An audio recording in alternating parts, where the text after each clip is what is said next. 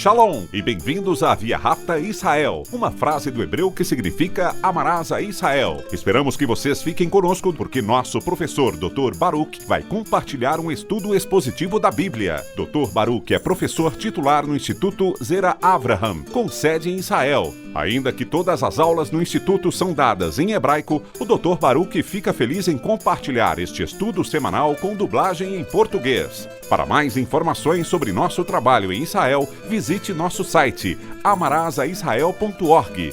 Fiquem agora com o Dr. Baruch e a aula de hoje.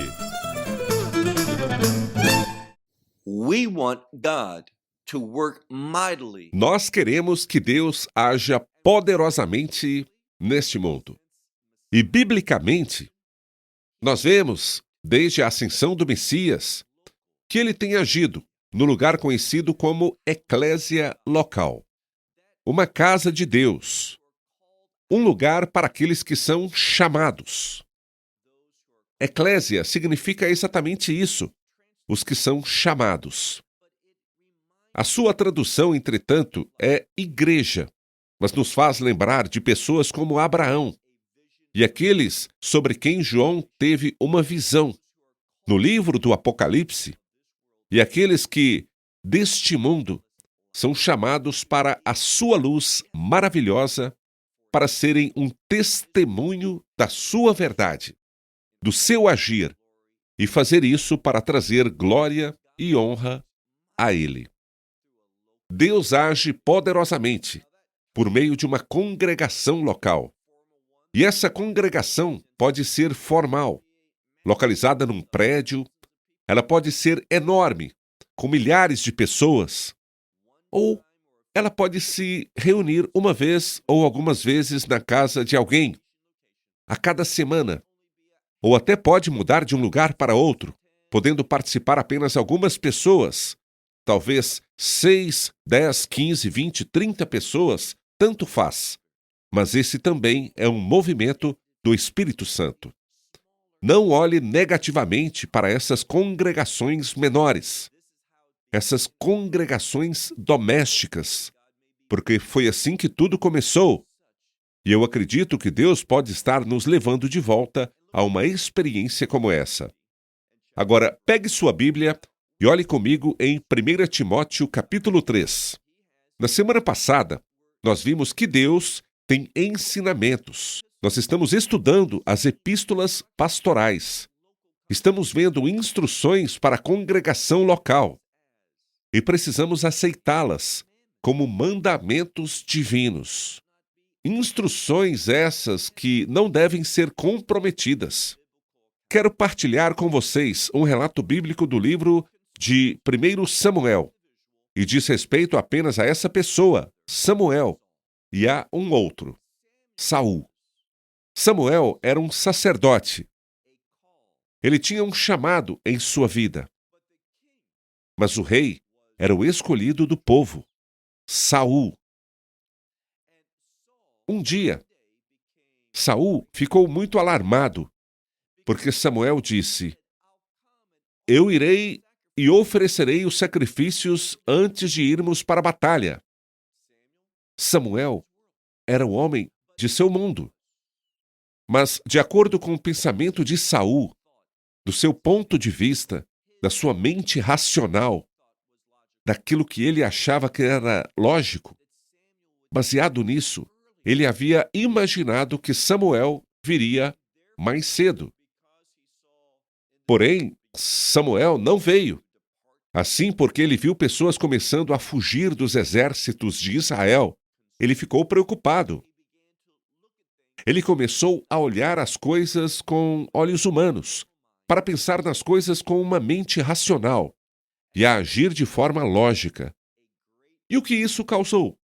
Um grande erro na vida de Saul. Samuel veio naquele dia, mas depois de Saul ter assumido a responsabilidade, de ter assumido o seu papel, e Deus disse: "Isso não pertence a você, somente a meus sacerdotes." E aqui vemos um problema. Sobre o que estudamos na semana passada, uma das coisas que eu ouvi de muita gente foi: E se não houver um homem qualificado? Então nós podemos. Não, sem exceções. Nós precisamos ser pessoas que ouvem as instruções de Deus. Elas não são difíceis de compreender e de executar. E se não houver pessoa qualificada, é um chamado para orar, para esperar. Muitas vezes esperamos para orar, para depender e para demonstrar nossa dependência, nossa confiança em Deus. Então não pense assim. Sabe, não tem uma pessoa biblicamente qualificada aqui. Então, enquanto isso, vamos colocar essa pessoa. Esse é o mesmo pensamento do rei Saul. E Deus ficou muito descontente. E ele sofreu perdas. Que a gente não haja de forma a trazer julgamento e perda, mas que nos comportemos confiando em Deus, o que vai resultar em sua fecundidade em nosso meio. Vamos então para 1 Timóteo capítulo 3, que começa assim: A palavra é fiel. Em algumas Bíblias está escrito, uma palavra fiel. Este início tem o propósito de apresentação. Isso é confiável. Você pode confiar no que Paulo está escrevendo a Timóteo para o bem-estar de uma congregação local. Então, o que estamos vendo esta é uma palavra fiel. Agora, vamos para a segunda parte do versículo 1. Se alguém, e está no masculino. A propósito, se alguém a um bispo aspira.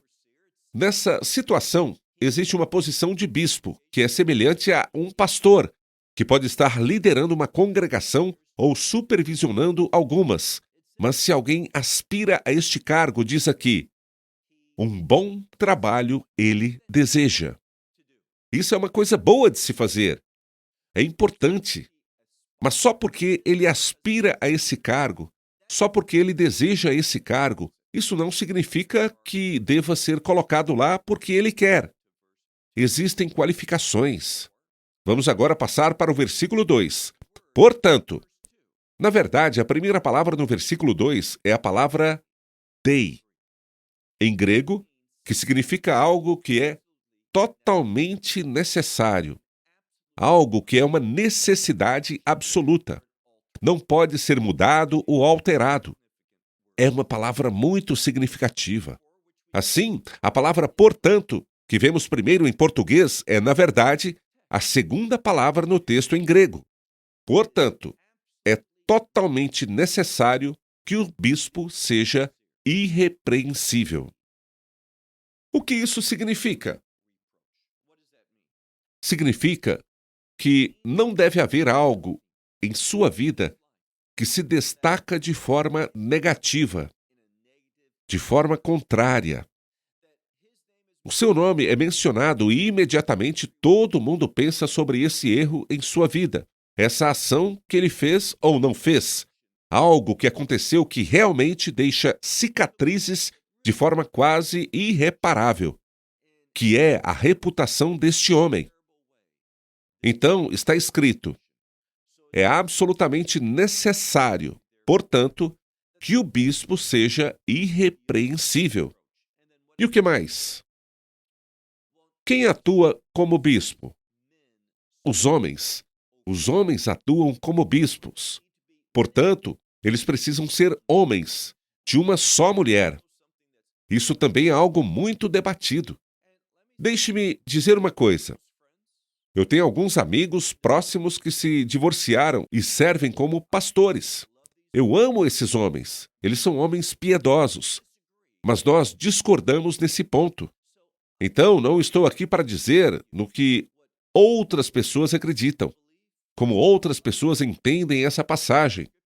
Eu tenho que estudar a passagem, tenho que orar através dessa passagem e esperar e ver o que Deus coloca em meu coração. Deixe-me ser bem claro. Quando olho para esta passagem, ela me diz que alguém que se divorciou não deve servir nesta função. Quando lemos homens de uma só mulher, significa um homem que não se divorciou, que não teve vários casamentos em sua história de vida. e 2 é mais que 1. As pessoas sempre dizem: e se esse primeiro casamento aconteceu antes de ele ser um crente? Tem alguma passagem que diz que, se aconteceu antes dele se converter, então está tudo bem. Isso não conta? Eu não conheço nenhuma. Não conheço nenhuma passagem que diz isso. Então, não podemos criar situações sobre as quais a Bíblia não fala. Aqui, então, se fala sobre casamento. E sabemos que o casamento é uma aliança. É vital ser fiel a essa aliança do casamento. Esse é um requisito imprescindível. É assim que vejo o texto. Agora, também ouvimos pessoas querendo dar outras interpretações a este versículo. Mas o casamento, e não apenas o casamento, mas consideremos os filhos e a casa em geral, são todos algo a ser considerado. Lembre-se, um sacerdote não poderia ser sacerdote se casasse com uma mulher divorciada. Havia regras muito rígidas em relação a com quem ele poderia se casar. E isso tem uma base, um paralelo na Torá também. Depois, olhe em Levítico, capítulo 21. Voltemos. Paulo diz aqui: portanto, é necessário que um bispo seja irrepreensível e homem de uma mulher só. Homens. Está no plural aqui, porque estamos falando de homens que são bispos. Mas está escrito homem de uma só mulher. Não importa se algo injusto aconteceu com ele, ou que ele é inocente. Eu tenho um grande amigo, e essa é exatamente a situação dele. Não é culpa dele. Até mesmo a sua esposa testemunhou perante toda a congregação que ele é um bom marido, mas ela saiu fora. Ela não queria continuar o casamento. Ela encontrou outra pessoa e o deixou. Perguntamos, pois, não é injusto que isso o afete negativamente? Bem, vou te dizer uma coisa. O pecado afeta negativamente as pessoas inocentes e há consequências. O casamento é importante e esse casamento é um dos requisitos para servir nessa função. Repetindo, homem de uma só mulher. A palavra que vem em seguida dá a ideia de estar embriagado. Assim, aqui diz que ele nunca deve estar embriagado. Continuando, então diz, sensato. Aqui se trata de alguém que reflete bem. E refletir bem implica em fazer de acordo com as instruções de Deus, seguindo seu conselho. Não tome decisões precipitadas. Não tome decisões baseadas em simplesmente no que é popular, no que é conveniente, no que é propício para o que você quer, para o que você pensa que será melhor. Nunca tome decisões sob seu ponto de vista. Faça-as do ponto de vista de Deus. Busque compreendê-lo, busque a sua perspectiva. Depois, então, tome decisões acertadas. Paulo diz que alguém deveria ser, em seguida, vem a palavra adequado ou apropriado. Ou seja, quando alguém vê e conhece essa pessoa, ela diz, sim, posso ver que ele é adequado para essa função, que este é um candidato apropriado para este chamado, conhecendo os requisitos. Em seguida vem, e também um amante de estranhos. E muitos sugerem que isso seria mostrar hospitalidade para aqueles que passam. Qual a razão disso? Para que ele seja uma influência, que possa dar testemunho a essas pessoas. Elas passam, então deixe-as passar um dia ou dois lá, de forma que ele precise ser hospitaleiro. Prosseguindo, diz o versículo, e apto para ensinar.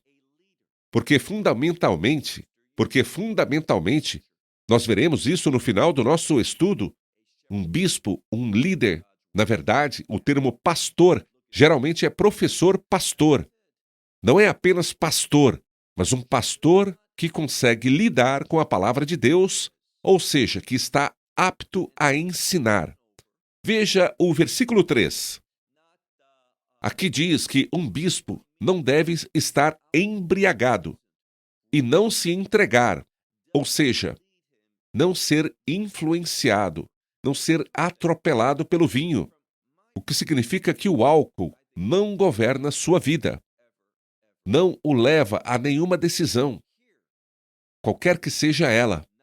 Agora, deixe-me dizer que, da minha perspectiva, eu acho melhor nunca, nunca, nunca beber. Mas aqui, a advertência é não ficar embriagado, não. Continua, não ser alguém que se entrega ao vinho, nem ser um agressor, ou seja, ele deve ser uma pessoa não violenta, e não alguém que seja ganancioso, ou seja, alguém que busca o lucro o tempo todo. É com isso que ele está preocupado. Mas sim, diz esta pessoa, deve ser gentil, o que significa que ela não é alguém que se encontra facilmente em conflito, que está apenas esperando para começar uma discussão. O bispo, então, deve ser gentil. A próxima palavra está relacionada a conflito. Veja o que diz, ele não é desse jeito. Então, ele é gentil. Ele não entra facilmente em conflitos. E depois diz, e não é apegado ao dinheiro. Ele não é ganancioso. Ele não está buscando lucros. E ele não ama o dinheiro. O que implica que não ama nem as coisas que esse dinheiro pode proporcionar. Por quê? Porque se esse for o caráter dele, então ele vai começar a governar a sua igreja para obter lucros. O que vai me dar mais riqueza, mais recursos, mais posses, e ele será facilmente manipulado por pessoas e pelo inimigo. Continuando a ler, não é um apegado ao dinheiro. Olhe agora para o versículo 4. Nesse momento, estamos entrando em sua vida doméstica. O quanto ela é importante. Está escrito, sua própria casa. Literalmente está escrito, a própria casa de alguém. Não está no masculino, não é na casa dele, mas a própria casa de alguém bem administrada, supervisionando aquela casa, a sua própria casa. Continuando, indo tão bem e tendo filhos em sujeição com toda, observe isso, com toda dignidade. A palavra dignidade, em algumas Bíblias, está traduzida como honra, provavelmente por estar perto de crianças. E nós sabemos que os filhos deveriam honrar seus pais. Mas não é a palavra normalmente usada para honra. É uma palavra que dá ideia de ser importante. Olhando para uma situação e compreendendo o valor desta situação, o que está acontecendo, colocando o valor adequado, tendo o devido respeito por essa questão. E já que estamos falando da casa, a família é muito importante. Voltemos, pois, tendo filhos. Ele diz aqui, tendo filhos em sujeição, com toda a dignidade. Por quê? Pois se alguém, aqui de novo trata-se de um homem, se alguém não sabe governar a própria casa, como se posicionar diante, ou seja, como administrar, como poderá cuidar da igreja de Deus? Então, isso é algo que precisa ser feito. Investigar. Será que ele administra sua casa adequadamente? Será que ele é respeitado pelos seus filhos? Ele dá bons exemplos? Ele também dá testemunho de fé, sendo capaz de ver isso de forma tanto séria quanto importante, de grande valor? É isso que está dizendo. Agora, por favor, vá até o versículo 6, onde está escrito, ainda sobre essas qualificações de um bispo, não de um novato, para que não se ensoberbeça. E por que ele se ensoberbeceria? Pelo orgulho. A Bíblia diz que o orgulho vem antes da queda, o que significa que ele será condenado. Relendo o versículo 6, não um novato, um recém-convertido, para que não se ensoberbeça, que tenha orgulho e não caia na mesma condenação que caiu o diabo. Isso significa que ele não permite esse ser diabólico, esse trapaceiro, esse mentiroso, por causa de seu orgulho para conseguir uma posição segura em sua vida, uma fortaleza em sua vida, onde ele possa manipulá-lo e levá-lo à condenação, à vergonha, ao fracasso, a ter um testemunho ímpio e trazer desprezo àquela sua igreja. Versículo 7. Mas, aqui vemos a mesma palavra de novo. Mas é necessário. E essa mesma necessidade é absoluta. Mas é necessário também que ele deve dar bom testemunho para os de fora. Não apenas ter respeito entre outros crentes, irmãos crentes, mas também pessoas de fora, ou seja, fora da comunidade crente, fora das igrejas locais. Os que não são crentes ainda o veem como um líder, o veem como uma pessoa de classe, alguém que eles respeitariam, alguém que eles poderiam ver servindo em alguma liderança espiritual numa comunidade local. É necessário que ele também dá bom testemunho aos de fora, para que, sem censura, em muitas Bíblias está escrito, não em descrédito ele deve cair, nem na cilada, ou na armadilha do diabo. Então, escolha alguém que também saiba demonstrar sua fé aos de fora. Alguém que não seja convertido há pouco tempo. Alguém que tenha uma reputação adequada, para que em descrédito ele não caia. Isto é, não caia no esquema do inimigo. Depois disso nós vemos, olhe agora para o versículo 8, os diáconos da mesma forma. Nós tratamos da posição de líder e bispo de uma igreja, ou talvez de algumas igrejas. Mas agora falamos a respeito do diácono. Diácono é uma palavra grega que significa servo, mas um servo reconhecido, um servo que é líder. Diz o versículo 8, diáconos da mesma forma. E aqui está a mesma palavra. Devem ter uma mente séria, dar valor adequado, compreender adequadamente do que se trata este trabalho. Nós veremos uma palavra muito importante daqui a pouco. Diz o texto, diáconos, da mesma forma, devem ser sérios e não. Depois temos o termo língua dupla. Estamos falando de alguém que diz uma coisa para uma pessoa e outra coisa para outra pessoa. A razão pela qual ele faz isso é porque ele agrada aos homens. Ele está tentando fazer coisas e acaba dizendo qualquer coisa que dê certo para ele. Ele não está preocupado com Deus, nem em seguir as instruções de Deus. E isso é um princípio muito importante. Os que querem agradar a Deus levarão a sério as instruções de Deus. Eles não vão procurar uma desculpa, uma justificativa, algo para comprometer o que Deus diz. Eles vão entender e vão optar por aquilo que é mais provável, mais restritivo. Nós não queremos ir muito longe do outro lado. Por quê? Se fizermos isso, nos comprometemos. Então é melhor errar no lado restritivo do que no lado liberal. Vamos ao versículo.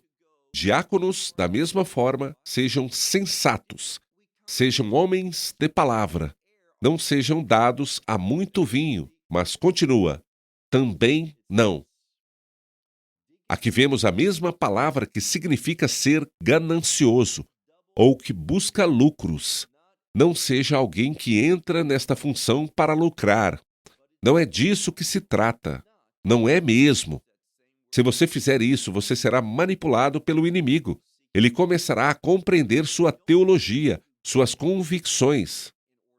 Ele começará a comprometer sua teologia, suas convicções. Você ficará em dúvida e fará coisas porque você deseja agradar aos outros, porque são eles. Você acredita que são a fonte de bênçãos, não Deus. Prosseguindo, essa pessoa, diz aqui, não pode ser gananciosa ou uma pessoa que está buscando lucros. Versículo 9. Mas o que eles deveriam fazer? Vamos ver. Guardar o mistério da fé numa consciência limpa. Uma consciência limpa é aquela que não foi corrompida pelo inimigo. O que corrompe nossa consciência? A mentira, a falsidade, aquilo que está em conflito com a palavra de Deus. Uma teologia pobre pode corromper sua consciência. Então, está escrito aqui que precisamos ser pessoas. Está muito claro. Guardando o mistério da fé numa consciência limpa. E essas pessoas, agora, versículo 10. Mas também os que, nem todas essas qualificações, Paulo diz, também os que sejam primeiro provados. Deixe-os dar testemunhos, um testemunho histórico de que eles atendem a essas qualificações e que vivem sua fé, vivem esse mistério da fidelidade sem comprometer. De novo, vamos ler. E estes, que primeiro possam ser provados, experimentados, depois que eles possam servir sem mácula. Esta expressão sem mácula ou sem culpa, como algumas Bíblias traduzem, tem a ver com um animal que vai ser oferecido no altar. E esse animal passa por uma inspeção. É tão importante que esta palavra apareça aqui. Assim, está tudo acontecendo de acordo com toda a ideia. Que eles primeiro possam ser provados. Deixe que eles tenham uma reputação, uma história, um testemunho. Nós podemos até dizer um registro histórico de um compromisso comprovado pelo Senhor, demonstrando essas qualidades de ser um líder piedoso. Em seguida vem, deixe-os servir. Depois Paulo diz, fazendo isso sem mancha, sem culpa. Versículo 11. Agora, no versículo 11, temos um termo para mulheres. Em grego, não há um termo específico para esposa, como em hebraico, que temos a palavra Ishá, que significa mulher, e pode significar esposa. Depende do contexto. Aqui estamos falando sobre uma esposa. O contexto exige isso. Olhe novamente para o versículo 11. Esposas, da mesma forma, sejam sérias. Ou seja, tenham sobriedade. Sejam sérias, não caluniadoras. Ou seja, se houver um bispo, um diácono, e suas esposas tendem a caluniar, o que é isso? É falar de maneira que caracteriza negativamente outra pessoa. Seja necessário ou não, seja verdade ou não, nós devemos nos esforçar para evitar este comportamento. Não falar nesses termos, não caluniar alguém. Então diz aqui, as esposas, da mesma forma, devem ser sérias, não caluniadoras. E usa a mesma palavra, não embriagadas, mas fiéis em todas as coisas. Muito importante. Ela também tem que dar testemunho para que seu marido seja selecionado nesta função. Versículo 12. Está escrito, os diáconos, deixe-os ter a mesma qualificação para um bispo, um homem de uma só mulher. Deixe os diáconos serem homens de uma só mulher.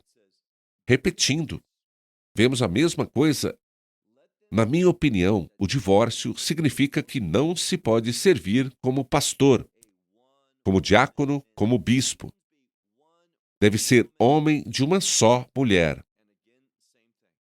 Também está dizendo, e os filhos governem, servindo-os bem, e sua própria família. Veja, é muito semelhante ao que vemos. Ele deve liderar sua família e seus filhos também de maneira adequada. Versículo 13. Pois aqueles que servirem bem, continua Paulo, eles alcançarão para si mesmos uma alta ou boa posição. Estas são palavras do contexto militar, onde você tem patentes diferentes. Seja você um sargento, um capitão, um coronel ou um general, ou seja, sobe na hierarquia. Nós devemos amadurecer. À medida que cumprimos uma função, podemos seguir em frente para aquela que tem mais responsabilidade, mais potencial. É o que diz aqui. Para aqueles que servirem bem, depois de servirem bem, eles alcançarão para si mesmos uma alta posição, uma boa classificação e muita confiança na fé no Messias Yeshua. Esta última parte desse versículo é realmente especial, porque o que está dizendo é que, se você servir bem, você subirá na hierarquia. Deus lhe dará atribuições maiores, mais responsabilidades, mais recursos para realizá-las. Você será muito mais usado pelo Senhor. Isso vai te amadurecer, tornando-o confiante na fé, confiante no Messias. Porque esses dois conceitos, confiantes na fé, confiantes no Messias, o que isso nos diz? Nós percebemos que é tudo sobre Ele. É a sua provisão, a sua presença. Assim, nós crescemos. E a fé não é apenas o que eu acredito, mas a fé se transforma em Yeshua. Ele em nossa vida, governando nossa vida, administrando nossa vida. Ele se torna mais e mais. É isso que João Batista estava dizendo. Eu devo me tornar menos, eu devo crescer na fé, o que significa que ele deve se tornar mais. Em minha vida, eu me perco nele. É isso que devemos ser, cada vez menos, e ele, cada vez mais. Versículo 14. Agora estamos chegando à conclusão deste capítulo, e ele vai terminar com algumas palavras de condolências pessoais para eles, que quer dizer que ele sabe que eles estão tristes com alguma coisa, e ele está escrevendo principalmente para Timóteo, mas isso será partilhado dentro da congregação. Ele disse antes, eu quero ir visitá-los. E observe o que ele diz agora. Essas coisas para você eu escrevo. Por quê? Eu esperava vê-lo em breve. Isso significa logo, imediatamente. Mas se eu demorar, e também pode fazer sentido estar atrasado, ele ainda não chegou lá. Ele quer que eles saibam de algo. Então ele escreve para que eles saibam como é necessário se comportar na casa de Deus. Vamos sublinhar esse versículo porque estamos chegando num ponto muito importante. Paulo está dizendo, Timóteo, eu queria ir logo, depressa, até você. Mas se eu demorar, estou escrevendo essas coisas para você, porque eu quero que você saiba como agir, como se comportar na casa de Deus. E o que é a casa de Deus? A que ele está se referindo? Ele diz, Otis estin ecclesia de zontos, que significa que é a igreja do Deus vivo. Então ele usa a mesma palavra eclésia, o lugar onde aqueles que foram chamados se reúnem, onde eles adoram a Deus, onde eles estudam a palavra de Deus, onde eles se reúnem para servir a Deus e ser influência na igreja que vão. Depois Paulo diz, eu quero que você saiba como conduzir as coisas sozinho, isto é, todas as coisas na casa de Deus. E eu quero que você saiba que esta casa de Deus, o que estou me referindo, é esta assembleia local, esta casa do Deus vivo, a igreja. E ele prossegue dizendo, essa, referindo-se à congregação local, que é coluna e fundamento. Em algumas Bíblias está escrito base, que é coluna, e alicerce da verdade. Em minha Bíblia, eu destaquei essa parte. Coloquei um asterisco, porque é muito importante. Paulo quer que saibamos que ela é coluna, é o alicerce da verdade. Se não nos apegarmos rápido à verdade de Deus na igreja, o mundo não terá coluna nem alicerce. Nada será construído. Por isso é tão importante que afirmemos a verdade de Deus e que não comprometamos a sua verdade. Eu recebi mais respostas por e-mail sobre a mensagem da semana passada, sobre mulheres sendo pregadoras e professoras de homens. Muitas delas deram uma justificativa baseada em conjecturas humanas, baseadas no que é visto como certo aos seus próprios olhos. Em momento algum, falaram sobre a verdade de Deus. É isso que é a coluna, o fundamento da atividade de Deus neste mundo. Não a viole, seja fiel a ela, seja obediente a ela. Eu não quero chegar diante de Deus. Sabe, todo mundo, todo crente, todos nós teremos que ficar diante do assento bema do Messias. Nós aprendemos sobre isso em nosso estudo de Coríntios. E eu não quero ir lá e Deus falar assim comigo: você apoiou esta função? E eu respondo: sim, apoiei. Ele pergunta: você leu as Escrituras? Sim, claro que sim, eu respondo. O que você acha que ela significa? Novamente, ele pergunta: bem, eu pensei que significava isso, respondi. E novamente Deus pergunta: então por que você não defendeu esse ponto? Eu não quero ser alguém que vai diante de Deus e se compromete dizendo: eu sabia uma coisa, mas eu era muito fraco, estava muito apaixonado pelas questões financeiras, pelo lado físico. Eu acabei me desviando do que você colocou em meu coração. Sabe, o que você precisa ter é temor a Deus. E eu acredito que uma verdadeira tática do inimigo é simplesmente não falar muito sobre o julgamento de Deus, de forma que não pensamos sobre isso. E nós fazemos o que queremos. Isso é muito, muito, muito tolo. É tolice, na verdade. Nós precisamos entender que a palavra de Deus é muito clara. E são sempre aqueles que querem distorcer, que dizem sim. Mas e se isso? E se aquilo? É outra época que estamos vivendo. Todas essas coisas machucam a todos. Mas eles não vão me afastar, baseado no que li no texto, porque essa é a obra do Deus vivo. Veja agora o versículo 16. Nosso último versículo. E a próxima palavra tem a ver com ter feito uma confissão. Então, uma confissão foi declarada. Ela é conhecida. Portanto, ele diz: e confessou. É um fato conhecido. Em outras palavras, que grande é o mistério da piedade.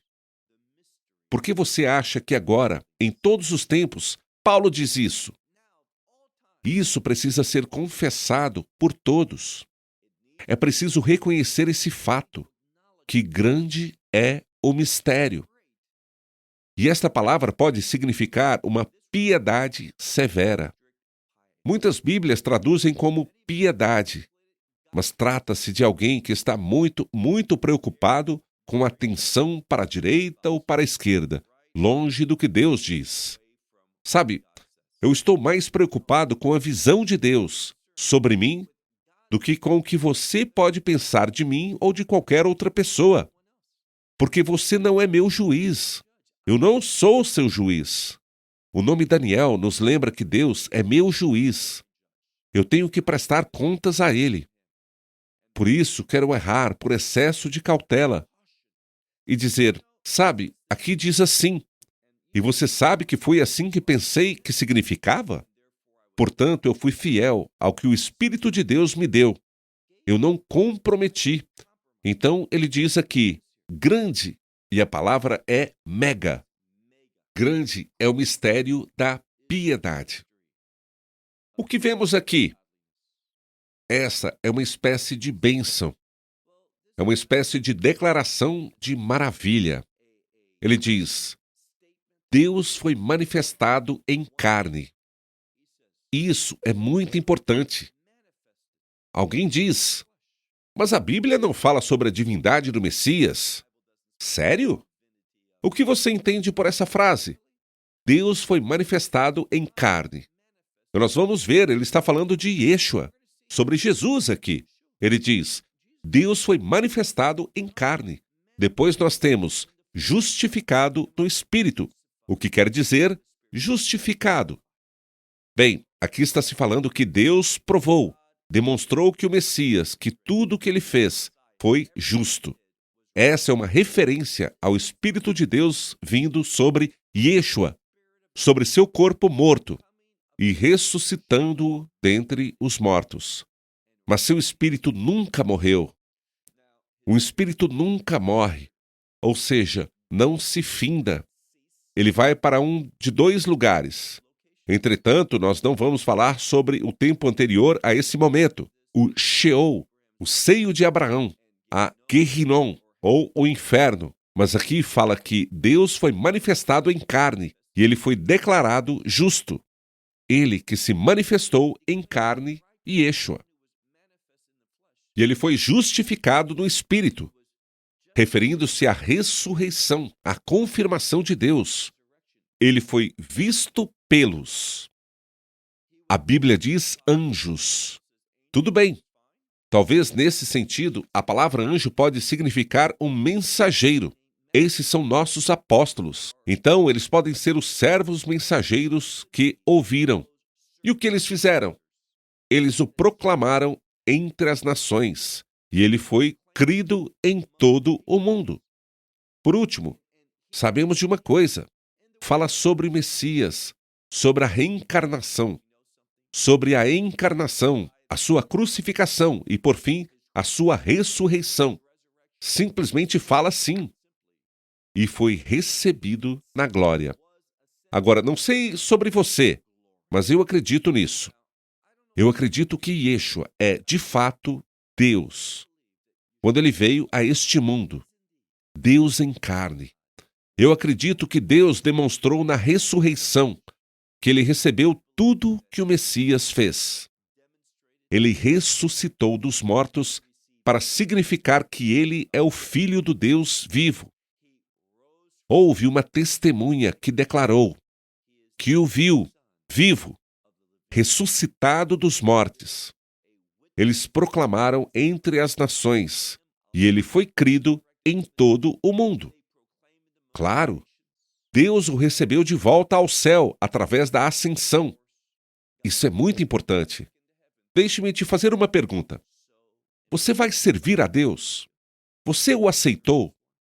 Você deu sua vida a Ele para que o que Ele quiser de você, você vai querer fazer, você vai querer ser submisso? Esse é seu maior desejo? Vou encerrar por aqui. Um amigo de nossa família faleceu devido ao coronavírus. Ele tinha 73 anos. Nós servimos juntos. E ele não era muito mais velho que eu, mas a sua oportunidade de servir a Deus aqui terminou. Ele está no reino dos céus agora. E quero estar ciente de que o tempo que temos pode ser breve. Nós queremos aproveitar a oportunidade e queremos ser encontrados seguidores fiéis. Queremos cumprir as instruções de Deus. Nós não queremos debater essas questões. Nós queremos recebê-las, pois o que Deus revela claramente em Sua palavra, nós queremos executá-las e dar testemunho. Um testemunho com a consciência limpa. Este é o meu desejo, este é o desejo do meu coração. E acredito que seja o seu também. Então, até a próxima semana, quando nos reuniremos mais uma vez. Que Deus o abençoe. Shalom, desde Israel. Shalom from Israel. Esperamos que você tenha desfrutado da aula de hoje e que possa compartilhá-la com outros. Te convidamos a participar e nos acompanhar a cada semana, a esta hora e por este canal, em mais um episódio de Amarás a Israel. Para mais informações em português, visite amarasaisrael.org, onde encontrará muitos outros estudos realizados pelo Dr. Baruch. Até a próxima semana. Que Deus, nosso Messias e Yeshua, nosso Senhor Jesus Cristo, te abençoe durante a sua caminhada com Ele. Shalom, desde Israel.